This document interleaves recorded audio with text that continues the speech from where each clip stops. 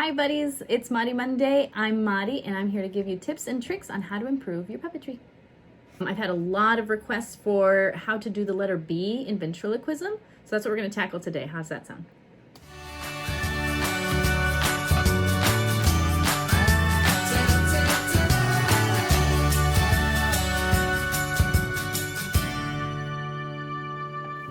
All right, let's just jump right into it. So there's two schools of thought on the letter B in ventriloquism. The first is to substitute it with the letter G. So most ventriloquists are dead. Shh. Most ventriloquists can't afford to feed their kids. No, what I was going to say is most ventriloquists use the letter G as a replacement for the letter B. So you'll even hear the expression of "bottle of gear," and that's in reference to ventriloquists speak for bottle of beer, which is notoriously difficult to say. And so you can try that. That's more in the back of your throat, bottle. Nina Conti actually uses the letter G method, and she's brilliant. So if that works for you, fantastic. She's bloody brilliant. I can't do it her way. She's bloody brilliant.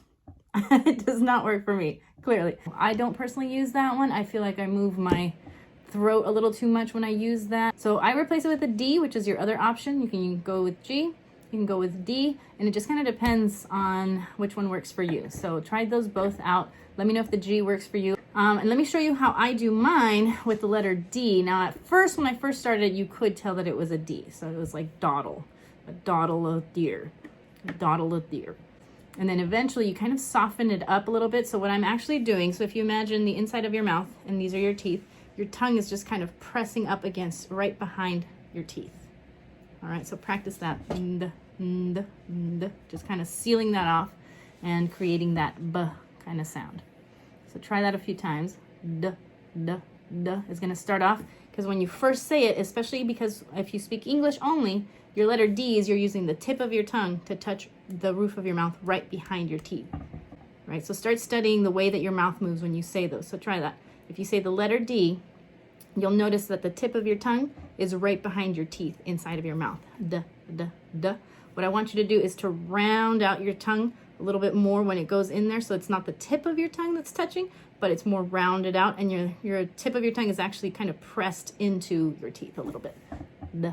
All right, now as you're saying it, I want you to think letter B. I want you to think and hear yourself saying doll instead of doll, right? You can kind of tell the difference. Basketball. Basketball? Basketball. You can a little bit hear the D still, but once you have a puppet on your hand, it becomes a little more believable. Basketball? Basketball. Basketball. Basketball. Basketball? Basketball? Basketball. Basketball. Basketball.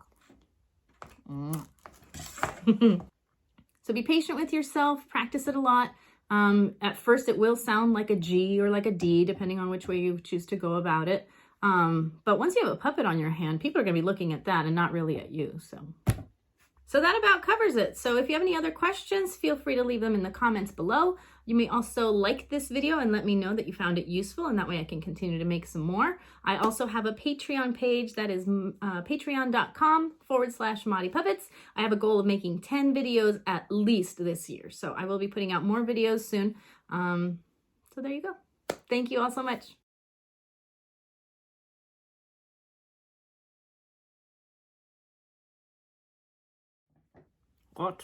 What is this? Who are you? Where's Nina? She's bloody brilliant.